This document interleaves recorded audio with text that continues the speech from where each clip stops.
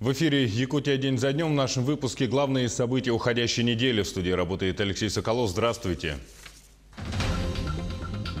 Первая декада Нового года. С чем вступаем в 2019? Изменения в параметрах пенсионной системы, рост зарплаты и бесплатная рыбалка. Рост цен на яйца и бензин. В одном случае гайки закручивают поставщики, в другом – предприниматели. Уход от перекосов в заработной плате бюджетников. Каждый должен получать за уровень сложности работ. Айсен Николаев подписал указ о совершенствовании системы оплаты труда в учреждениях бюджетной сферы Якутии.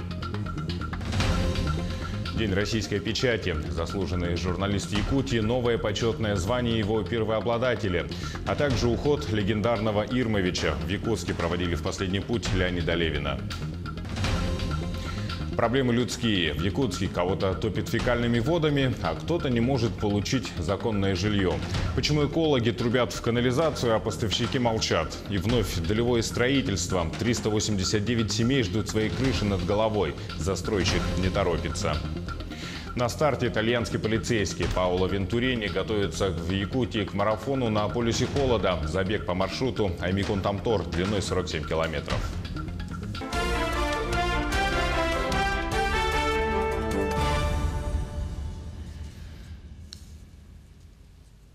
Наш выпуск первый в наступившем году, поэтому начнем с того, какие перемены ждут россиян и якутян в частности. В первую очередь нововведения с 1 января касаются налогообложения, заработных плат и пенсионного возраста. В цифрах разбирался наш корреспондент Юрий Осипов. Одной из ключевых перемен этого года можно считать начало изменений пенсионной системы. В основном это касается пенсионного возраста. Он увеличен с 55 лет до 56 у женщин и с 60 лет до 61 года у мужчин. Начиная с 2019-го пенсионный возраст будет повышаться ежегодно, пока не достигнет отметки 60 лет у женщин и 65 лет у мужчин. При этом необходимо отметить, что якутяне сохранили свои пенсионные льготы, как жители Крайнего Севера, и также будут выходить на пенсию на 5 лет раньше, чем в среднем по стране. Женщины в 55 лет, мужчины в 60. Вместе с тем 1 января увеличен минимальный размер оплаты труда. Таким образом, с 1 января 2018 года он составил 85% от прожиточного минимума, а с наступлением нового 2019 года 100% и составил 11 280 рублей. Основываясь на этой величине и будут рассчитываться минимальные зарплаты, больничные и детские пособия. Возрос и налог на добавочную стоимость. Закон о повышении НДС был утвержден еще в августе 2018 года.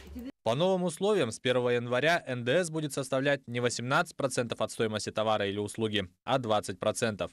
Стоит отметить, что перемены относятся только к основной группе товаров и услуг. Льготные категории, для которых предусмотрены ставки 0% и 10%, остаются без изменений. Также в этом году запускается пилотный проект правительства «Налог для самозанятых». Он вводится для лиц, которые фактически работают, но официально не трудоустроены. На начальном этапе проект коснется только 4 регионов России. Для тех, кто оказывает услуги физическим лицам, налог составит 3% и 6% для работающих с юридическими лицами. Налог будет реализовываться с помощью мобильного приложения. Гражданам даже не потребуется посещать никакие инстанции для оформления документов. Налог же на движимое имущество предприятий отменяется. Но вместе с тем меняется система налогообложения недвижимости. Сумма недвижимого имущества будет приравнена к кадастровой оценке, а не инвентаризационной оценочной стоимости. Размер налога составляет от 0,1% до 0,3% от цены за имущество, которое внесена в кадастровые документы. Эксперты утверждают, что больше всех пострадают владельцы старых квартир, расположенных в центре крупных городов. В их случае фискальное обложение увеличится в 7-10 раз. При этом для владельцев жилья в новых домах на окраинах сумма увеличится в 1,5-2 раза. Изменения коснутся и рекламы. Так, с начала года нельзя рекламировать пиво в газетах и журналах, на телепередачах во время прямого эфира и рядом со спортивными комплексами. Таковы основные изменения, которые произошли в наступившем году. Юрий Осипов, Якутск. Перемены наступают и в масс-медиа. Вопрос больше технический, но касается всех жителей страны. В России запустили цифровое телевидение, а на неделе в Якутии полностью запущен второй мультиплекс. Теперь 20 цифровых каналов доступны не менее чем 95% жителей республики. Бесплатно. Телеканалы холдинга НВК «Саха» недоступны в цифре, но продолжаются аналоговое вещание. При этом остаются доступными для зрителей в кабельном и спутниковом телевидении, а также онлайн-вещание на сайтах Як-24 и НВК онлайн. И если вы сейчас смотрите данный эфир, значит вам знакомы пути, как и где найти наши телеканалы. К другим событиям наступившего года. В Саханефтегазсбыте представили новые цены на бензин. Так, цена за литр бензина марки АИ-95 в Якутске выросла на 1,2 рубля и составила 56,8 рублей. Самый дорогой бензин продают в северных районах республики. Там литр 95-го стоит 69,4 рубля. Напомним, предыдущий рост цен на АЗС Саханефтегазсбыта произошел в ноябре 2018 года. До этого в октябре и сентябре. А жителей Нерюнгринского района в новом году смутили цены на куриное яйцо. В некоторых торговых точках стоимость десятка яиц доходит до 170 рублей. Как правило, рост цен на подобные продукты к новогоднему столу носит сезонный характер. Да вот только владельцы торговых точек не спешат их снижать. В Нерюнгринской птицефабрике, производящей около 100 тысяч яиц в день, повышения цен не было. По словам директора Егора Макарова, оптом яйцо первой категории продается торговым сетям по единой цене 6 рублей 70 копеек. И всем контрагентам делается скидка 3%. Дальше право установления цен переходит к самим магазинам. Простая арифметика. Десяток яиц магазину в Нерюнгре максимум обойдется в 67 рублей. Минимум транспортных расходов, поскольку производство местные, налоги и прочие вычеты с зарплатой сотрудников, а накрутка в 2,5 раза. Вопросы уже возникают к бизнесменам. И вот как комментирует наш вопрос о повышении цен в крупнейшей на юге Якутии торговой сети «Айголь». Закупалась в крупнейшем агропромышленном комплексе Сибирского региона, который производит кольцовское яйцо высшей категории. Ровно год назад цена на данное яйцо составляла 15 рублей 90 копеек. В связи с повышением цен у поставщика, ростом логистических затрат и НДС на короксы, цена на яйцо выросла всего на 1 рубль. Зато рыбалка в России останется свободной. Исчезнут огороженные водоемы для платной рыбалки. Эти нормы указаны в федеральном законе. Речь идет о любительской рыбалке. Исключением станут лишь водоемы, расположенные на землях обороны и безопасности и особо охраняемых природных территориях. Участки, где будет контролироваться вылов рыбы, будут предусмотрены лишь для отдельных районов Севера, Сибири и Дальнего Востока. И именно для вылова ценных видов рыб. То есть эти участки будут носить природоохранный характер. Такие районы добычи будет определять правительство России по представлению руководителей регионов. Наступивший год в России пройдет под эгидой Года театра. Запланированы масштабные мероприятия. Это и 25-й фестиваль «Золотая маска», 14-й международный фестиваль имени Чехова, фестиваль театров малых городов России и многое другое. А в марте начнется всероссийский марафон Года театра. Он стартует во Владивостоке, завершится в Калининграде. В Якутске эстафетную палочку примет драматический театр имени Пушкина. О планах театра на этот год ознакомилась Ульяна Шагина. Якутия является театральной республикой. Разветвленная сеть театрально-зрелищных учреждений имеется во многих улусах. 11 профессиональных и 53 народных театра работают сегодня по разным направлениям театрального искусства. Коллектив Русского драматического театра имени Пушкина вносит в эту лепту немалый вклад. Артисты первого и старейшего театра в регионе, как и их коллеги по всей стране, ожидают от объявленного года решения многих вопросов. Хотелось бы, чтобы мы больше и чаще ездили на гастроли, как внутри республики, так и за ее пределами. Да? Чтобы была возможность с нашими постановками выезжать на фестивали, потому что в первую очередь, естественно, это стоит вопрос финансовый. Да? То, что касается технической части, конечно же, хотелось бы, чтобы уже какие-то шаги по обновлению оборудования, они все-таки уже возымели место быть. Ну, на самом деле, планов громадье, и я надеюсь, что все-таки, так как год театра, все-таки он будет сопутствовать тому, чтобы наши какие-то проблемные вопросы, они все-таки решались. В новом году любителей театрального искусства Якутии ожидает много премьер. Русский театр не стал исключением. В скором времени начнется совместная работа с режиссером Сергеем Потаповым над постановкой «Мертвых душ». Намечается приезд гостей из театра Вахтангова. Артистов ждут и гастроли как по России, так и по Якутии. В марте состоится первый выезд в Ленский район. Сегодня в Русском театре с полным успехом проходит премьерный спектакль «Золушка» Евгения Шварца. Сказка поставлена в стиле барокко 17 века. Завораживает в этой постановке все – от подвижных конструкций до объемных и очень ярких костюмов актеров. В спектакле занята почти вся труппа театра. Премьеры прошли с аншлагом. В кассе, как оказалось, уже билетов нету в наличии на многие даты. То есть пользуется очень большим спросом данная сказка. То есть мы поставили сказку по Шварцу, но дополнили ее своими музыкальными номерами. Композитор из Новосибирска, из театра «Глобус» писал нам музыку для этого спектакля. И старая добрая сказка заиграла новыми красками, новыми звуками, так скажем, песнями. Имя актера Русского театра Дмитрия Трофимова известно многим любителям театрального искусства не только в Якутии, но и за ее пределами. Год назад Дмитрий после недолгого отъезда вновь вернулся в родной театр. В «Золушке» он сыграл лесника, отца Золушки. Непривычно, когда тебя папой на сцене называют коллеги, скажем так, да, я немного пап переиграл, и поэтому как-то, непривычно. Я с этой ролью стараюсь, справляюсь, потому что у меня у самого дочь, она гораздо младше, чем те актрисы, которые называют меня папой. Но, тем не менее, вот папа, борода, видите, какая, для спектакля специально отрастил. И усы вот так вот завиваю специально для спектакля. Новогодние каникулы продолжаются. Репертуар театра в эти дни больше ориентирован на отдыхающего зрителя. Помимо детских постановок идут комедийные спектакли «Тетки», «Голодранцы» и «Аристократы», «По соседству мы живем». Ульяна Шагина, Владимир Павлов, Якутск. Но сейчас небольшой блок рекламы и смотрите далее. Уход от перекосов в заработной плате бюджетников. Каждый должен получать за уровень сложности работ. Айсен Николаев подписал указ о совершенствовании системы оплаты труда в учреждениях бюджетной сферы Якутии. День российской печати. Заслуженный журналист Якутии – новое почетное звание и первого его обладателя, а также уход легендарного Ирмовича в Якутске проводили в последний путь Леонида Левина. Проблемы людские. В Якутске кого-то топит фекальными водами, а кто-то не может получить законное жилье. Почему экологи трубят в канализацию, а поставщики молчат? И вновь долевое строительство. 389 семей ждут свои крыши над головой. Застройщик не торопится.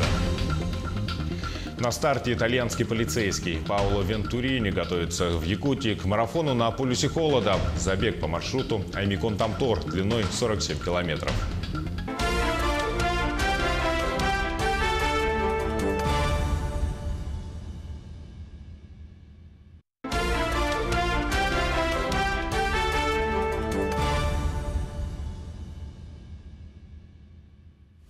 В эфире «Якутия день за днем», и мы продолжаем наш выпуск. Айсен Николаев подписал указ о совершенствовании системы оплаты труда в учреждениях бюджетной сферы Якутии. Как показала практика, система оплаты труда требует дальнейшего совершенствования, так как повышение заработной платы в некоторых сферах привело к перекосам, уравнению зарплаты трудящихся, выполняющих работу различной сложности, что необходимо исправлять. Также необходимо поэтапно увеличить долю окладной части в структуре заработной платы работников. Согласно новой концепции, заработная плата каждого работника будет зависеть от его квалификации, сложности выполняемой работы, количества и качества затраченного труда. Теперь к делам текущим. Глава республики Айсен Николаев в субботний день работал в Намском районе. Здесь Николаеву представили проект местности в селе Намцы, где в этом году пройдет Усы-Халанхо. Организаторы озвучили перечень объектов, которые специально возведут для проведения масштабного празднования. В их числе священное дерево Аллукмас, основная трибуна на 3150 мест, деревня мастеров и другие. К слову, священное древо оценили в 16 миллионов рублей, на что руководитель региона дал поручение поручение правительству республики внимательнее изучить данный вопрос и определиться с окончательной стоимостью строительства всех объектов. А накануне глава Якутии Айсен Николаев встретился с волонтерами. В Якутске в музейном комплексе «Россия. Моя история» подвели итоги года добровольца 2018. Сегодня в республике насчитывается более 160 тысяч волонтеров, которые в течение года приняли активное участие в субботниках, спасательных операциях и других полезных акциях. Глава республики сказал, что в Якутии добровольческое движение развито на очень серьезном уровне и что в регионе есть большие возможности для дальнейшего развития этого движения, в том числе социального волонтерства. У нас каждый год очень насыщен, но по названию организации, наверное, понятно, какая у нас специфика. Поэтому основным в этом году у нас была подготовка волонтеров, добровольцев, спасателей, участие в поисково-спасательных работах силами добровольцев и обеспечение безопасности различных мероприятий. За последние 5 лет и непосредственно с участием добровольцев Российского союза спасателей было спасено 145 человек. Когда мы проводим поисково-спасательные работы, привлекаются сотни людей. Но самое важное в том, что этих добровольцев нужно обучать. И поэтому в этом году основной упор мы делали на обучение таких добровольцев. В этот же день глава Якутии Айсен Николаев поздравил работников печати, средств массовой информации и ветеранов отрасли с Днем российской печати. Цитата. «Ваша работа востребована и очень ответственна, ведь во многих своих публикациях вы не только описываете события и факты, но и занимаете принципиальную гражданскую позицию. С быстрым развитием средств связи и коммуникации ваша роль, влияние на современное общество возрастает. Оперативность работы с информацией, неравнодушие, глубина суждений – этого сегодня ждут от вас слушатели, зрители и читатели», отметил Айсен Николаев.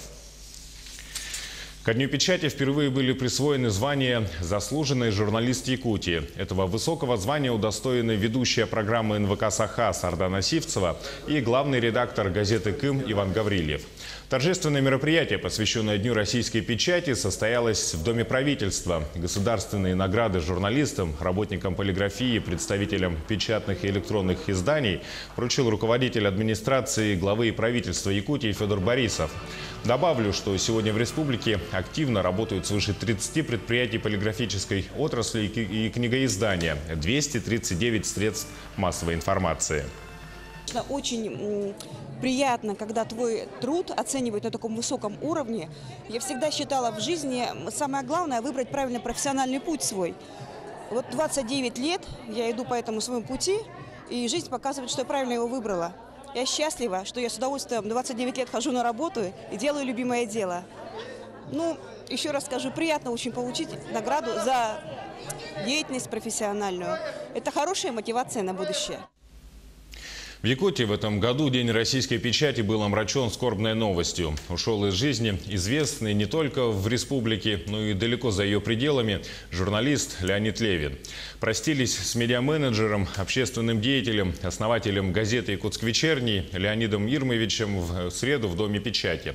Сотни людей, среди которых не только представители СМИ, а также политики, общественники, представители бизнеса, те, кто в свое время нес флаг комсомола, и те, кто почитает труды легенды. Еще при жизни Леонида Левина считали легендой якутской журналистики, человеком, основавшим в Якутии целую эпоху в этой сфере. Леонид Ермович родился 9 ноября 1937 года в городе Киев. Окончил Житомирский государственный педагогический институт. Он сотрудничал с прессой еще со студенческих лет. В Якутию он приехал в 1965 году и начал свою карьеру с должности младшего литературного сотрудника газеты «Молодежь Якутии». С 90-х годов он начал организовывать независимые средства массовой информации в Якутии. Создал первую деловую газету «Бизнес-клуб Якутии». Сегодня это издание известно как «Реклама, бизнес, все для вас». Почти 30 лет тому назад, когда я ходил с этой идеей, мне сказали, что единственный человек, который эту идею может поддержать, это Леонид Ирмович Левин, который в 60-е годы создавал, у него был клуб подростков, «Искатель», по-моему, назывался. И он мне поможет. Первые газеты, которые мы начали продавать, это была именно газета бизнес-клуб его, который впоследствии стало ВДВ. Именно с этой газеты дети начали торговать.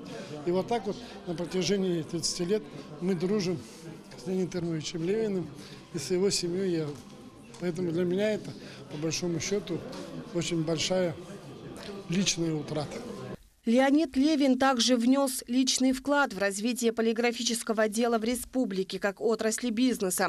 Своим успешным опытом как предприниматель и менеджер профессор Левин делился и со студентами. Общеизвестно, что он был великолепным менеджером, великолепным журналистом. И, конечно же, нам его будет очень не хватать. И наш профессор останется всегда с нами. Потому что и его книги у нас в библиотеке, его журналы, его газеты. Поэтому студенты, я думаю, будут учиться еще долгое время по его методичкам. Левин – это целая династия журналистов. Супруга Людмила Левина, главный редактор газеты «Она плюс». Сыновья Вячеслав и Кирилл работают в издательском бизнесе. Внучка Ксения также идет по журналистским стопам деда. Стоявший у истоков якутского газетного и рекламного рынка, издательский дом Левиных и по сей день является лидером в этой области. Его газеты высоко оценены профессиональным журналистским сообществом. Накануне Нового года Леонид Ирмович удостоился премии правительства России за принципиальность в отстаивании прав жителей региона на страницах газеты «Якутск вечерний». Но, к сожалению, не успел ее получить лично. Но я хочу выразить единое мнение своих соратников, друзей, всем, с которыми мы в течение 50 лет соприкасались, с талантом, с гением Леонида Ирмовича.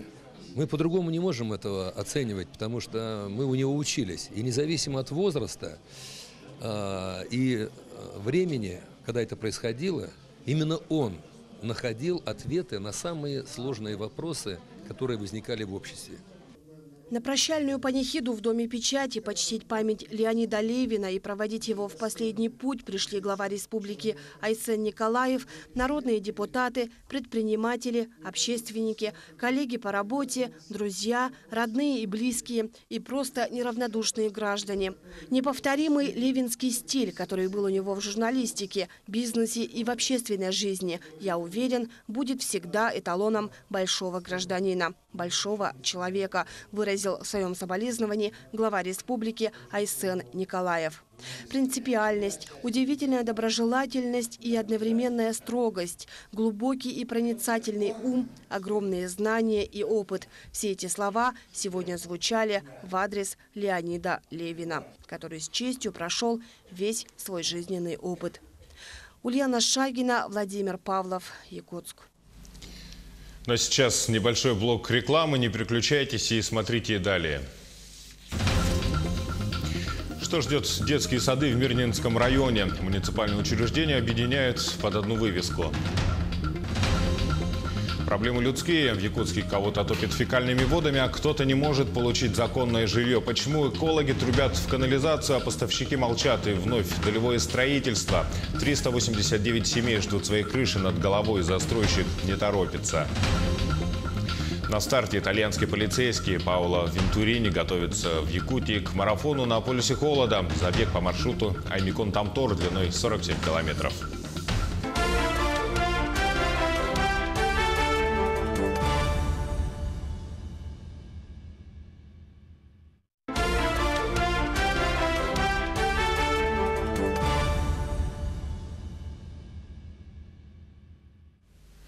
В эфире «Якутия день за днем», и мы продолжаем наш выпуск. В Якутии с начала года в медицину катастроф поступило 34 санитарных задания со всей республики. Большинство поступило из арктических и северных групп районов. Половину всех вызовов составили травмы и заболевания системы кровообращения. Помимо этого эвакуировали 7 женщин с тяжелым течением беременности и угрозой прерывания, а также дети с острым аппендицитом, с пороком сердца и другие.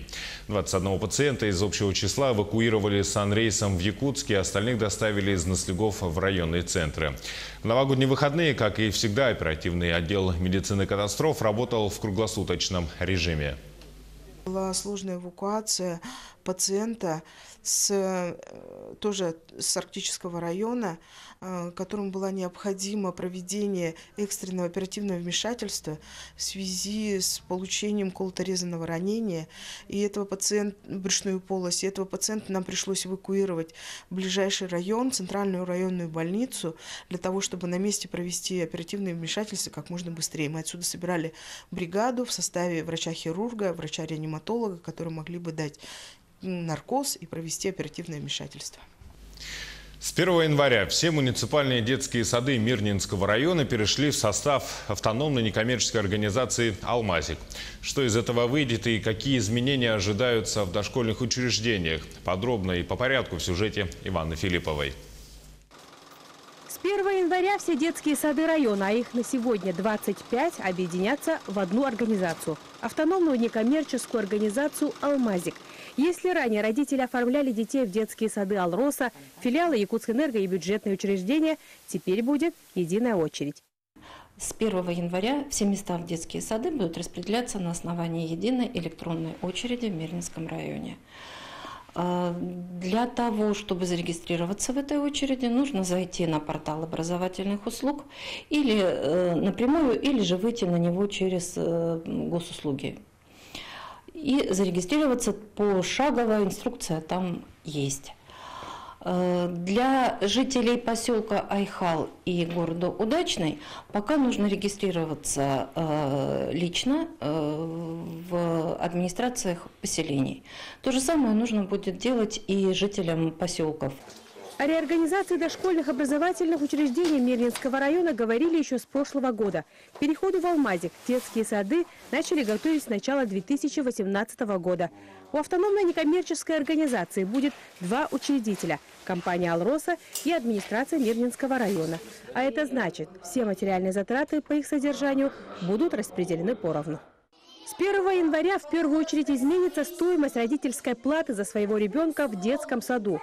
Если ранее у работников алмазной компании родительская плата составляла 324 рубля, то с начала 2019 года эта сумма снизится до 268 рублей. Почти в 2 раза снизится оплата за посещение ребенком сада у родителей из Алмазного. Вместо 415 рублей они также будут платить 268. Я хочу обратить внимание, что для того, чтобы получить место в 2019 году, все работники компании, которые зарегистрированы в очередях по структурным подразделениям, также должны зарегистрироваться в электронной очереди. Регистрация в электронной очереди будет условием предоставления места в детском саду, даже с учетом той очереди, которая существовала в компании. Изменения коснутся и заработной платы самих работников муниципальных садов. Она будет доведена до зарплаты работников АНДО «Алмазик», то есть повысится. Ивана Филиппова, Илья Засухин, телеканал «Алмазный край». Жители домов по улицам Тургенева, Петровского и Октябрьская города Якутска бьют тревогу. На горканале снова произошел слив сточных вод. Горожане жалуются на неприятный запах и большую наледь. По данному факту в отношении водоканала природоохранным органам неоднократно проводилась проверка. Подробности в сюжете Александра Зубехина.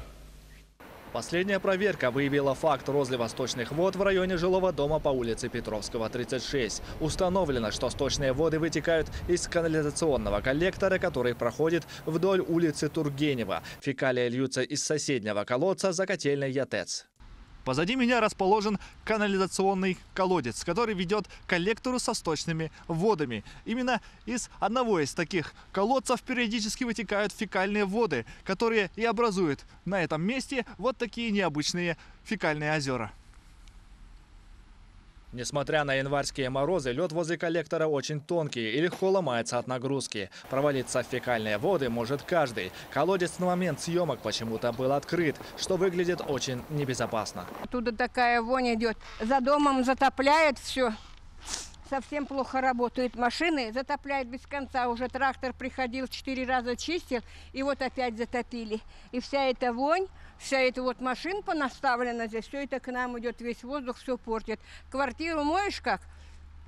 все стены черные. Что с этим коллектором происходит, неизвестно. Официальный комментарий у представителей водоканала нам получить так и не удалось. Но очевидно, что этот объект инженерной мысли работает не так, как задумывалось изначально. Однако исправить ситуацию ответственной организации рано или поздно придется. Вот эта вот ситуация у нас на контроле как находится, да, и будем проводить проверки неоднократно и вплоть до тех пор, пока не будет устранена вот причина.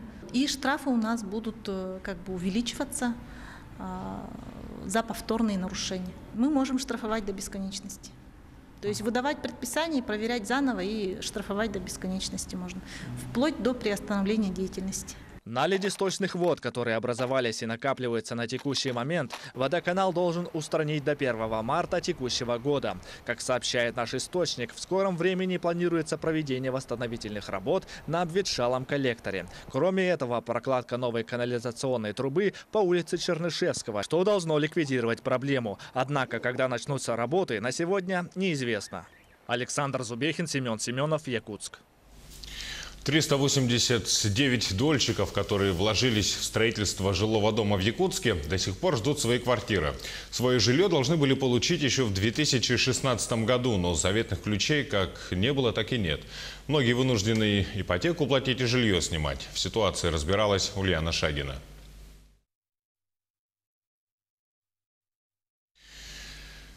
Но сейчас короткая реклама, и вот о чем расскажем ровно через 2 минуты. На старте итальянские полицейские Паоло Вентурини готовятся в Якутии к марафону на полюсе холода. Забег по маршруту Аймикон-Тамтор длиной 47 километров. Первые зимние, меньше месяца до открытия игр Дети Азии на Сахалине. Как якутские спортсмены готовятся к главным соревнованиям четырехлетия.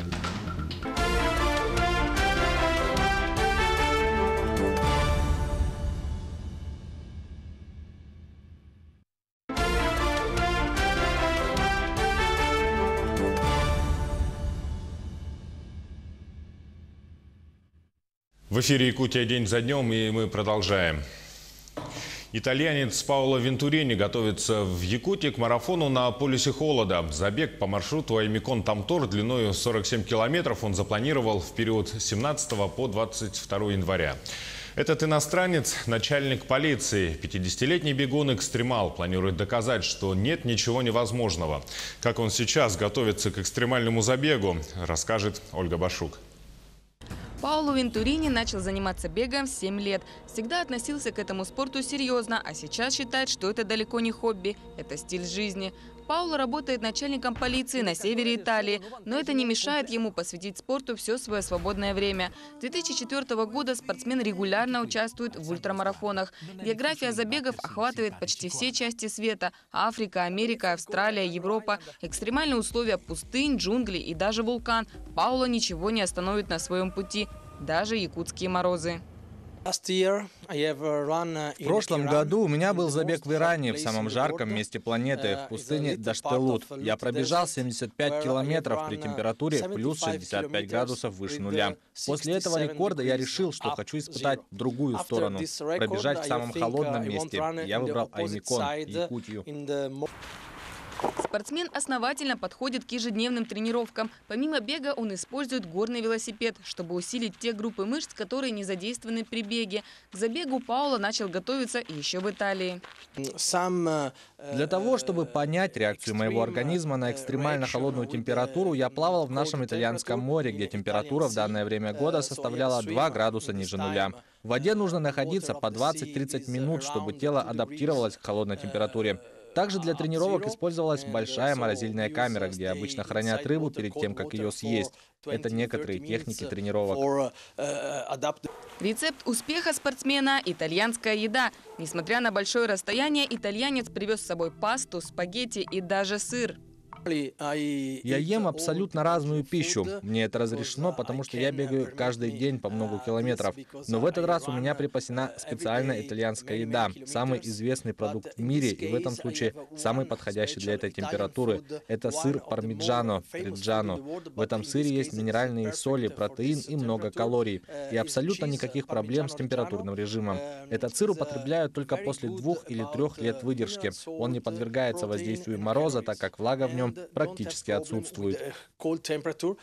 В забеге спортсмен собирается испробовать высокотехнологичную одежду, разработанную итальянскими учеными. Несмотря на то, что было проведено множество опытов в лабораториях, на деле экипировка будет испробована впервые. Конечно, у меня есть специальная экипировка. К примеру, специальные носки на электронных батареях, чтобы поддерживать тепло. Это совершенно новая технология, и я очень надеюсь, что ее можно применить в Якутии, как для спортсменов, так и для простых жителей в обычной жизни. Марафонец прилетел в Якутск со своей супругой Виртес. Он считает, что жена, как никто другой, знает проблемы спортсмена и реакцию его организма. Вместе они находятся 24 часа в сутки. Я немного переживаю, потому что в нашей жизни это новое испытание. Пока что сложно представить, что будет на самом деле и насколько экстремальный мороз нас ждет. Хочется верить, что для Паула при такой температуре будет проще восстановиться, чем в пустыне Ирана. Через несколько дней в Аймикон приедет группа поддержки спортсмена. Это врач из Падуанского университета и 2 оператора, которые будут снимать 50-минутный документальный фильм, съемки которого начались еще год назад. Фильм вообще о Якутии. Это моя история моей подготовки к этому испытанию. У нас были съемки летом прошлого года, поэтому мы покажем и другую сторону Якутии. Не только мороз, но и солнце, а также якутскую культуру. Этот документальный фильм покажет настоящую Якутию. После забега Паула со своей командой снова вернутся в Якутск, чтобы провести завершающие съемки и еще лучше познакомиться с духом северного народа. Ольга Башук, Илья Сыромятников, Якутск. Меньше месяца осталось до старта первых зимних международных спортивных игр «Дети Азии». Соревнования примут на острове Сахалин. На сегодняшний день свое участие подтвердили 28 команд из 20 стран. Отдельным составом выступит сборная Якутии. Наш следующий репортаж о команде по шорт-треку, которая на финишных сборах перед главным стартом 4-летия. Рассказывает Юрий Осипов. Месяц до первых зимних игр «Дети Азии», и спортсмены готовятся с удвоенной силой. Арине 15, и она уже опытная спортсменка. Шорт-треком занимается больше 4 лет. Начинала просто из интереса, но полюбила этот вид спорта. Юная спортсменка – победительница дальневосточного первенства. Шорт-трек довольно опасный спорт. Все возможно, падение, столкновение с кем-то. Очень интересный эмоциональный спорт. Постараемся достичь каких-то очень хороших результатов, опыт получить от данных соревнований, улучшить свой результат. Стас менее опытен, пришел чуть больше года назад, но, по словам тренера, отличается недюжинным талантом. Лед привлекал его с детства, планировал стать хоккеистом, но передумал и выбрал шорт-трек. Подготовка идет полным ходом. Мы тренируем большие, малые и средние дистанции. Готовимся морально и физически. Все происходит быстро, надо реагировать и не сдаваться. Перед соревнованиями спортсмены прошли несколько этапов сборов. В августе в подмосковном Клину ребята занимались под руководством Виктора Григорьева, который является тренером олимпийского чемпиона по шорт-треку Владимира Григорьева. Весной тоже у нас здесь провели сборы сами. И вот соревнования, этапы у нас закончились вот до Нового года. У нас 2 этапа были. Так, в младшем возрасте и вот в среднем возрасте. И там выступили нормально. Суть шорт-трека в максимально быстром прохождении трассы. Это довольно опасный вид спорта, а потому имеет жесткие правила. Шорт-трек – скоростной вид спорта. Даже на тренировке ребята развивают скорость до 30 км в час. Большего не позволяет техника безопасности. Но на соревнованиях, где юные спортсмены выкладываются в полной мере, их скорость достигает около 50 км в час. В команду Якутии вошли 10 человек, 5 мальчиков и 5 девочек. В нее вошли ребята из Якутска и Мирного. Для Якутии шорт-трек относительно новый вид спорта, но юные спортсмены подают большие надежды и настроены только на победу. Юрий Осипов, Семен Семенов, Якутск. Вообще, якутская сборная на Сахалине будет представлена в 7 из 8 видов спорта. Готовятся к стартам юные лыжники, хоккеисты, биатлонисты, фигуристы и сноубордисты. Игры начнутся с 8 февраля, и большая команда нашего телеканала также будет освещать ход соревнований и формировать международную картинку в качестве основного вещателя игр. Не чужды зимние виды спорта и ленчанам. В рождественские каникулы в Ленске провели турнир по хоккею. Участвовали мужские и детские команды. Приехали участники из города Мирного и поселка Пеледой. После двухдневной борьбы в финал турнира пробились Ленская и Мирнинская команды. Кто в итоге вышел победителем, расскажет Светлана Балеева. Рождественский турнир по хоккею в Ленске стал уже доброй традицией. Соревнования проходили 3 дня. Свое мастерство владение шайбой показали ленская детская команда «Северный легион» и команда из поселка Пеледуй «Черные ястребы». С первой же игры «Черные ястребы» начали одерживать победу. Удача им сопутствовала на протяжении всего турнира. И ребята практически не оставили ленским хоккеистам шансов на победу. Ястребы, признаются, ехали побеждать. Мы были уверены, что мы победим. Сложная игра была. Защитники, сыграли нормально, мне кажется. У них тоже сильный, особенно Хартюк. Бежал быстро. Трудно было его обыграть, пацанам. Но мы все равно, несмотря на эти трудности, выиграли. Уже не дала спуска своим соперникам взрослая команда «Северный легион». И в финале, куда по итогам 3-дневной игры они выбились вместе с командой города Мирного, легионеры обыграли соперников со счетом 8-1.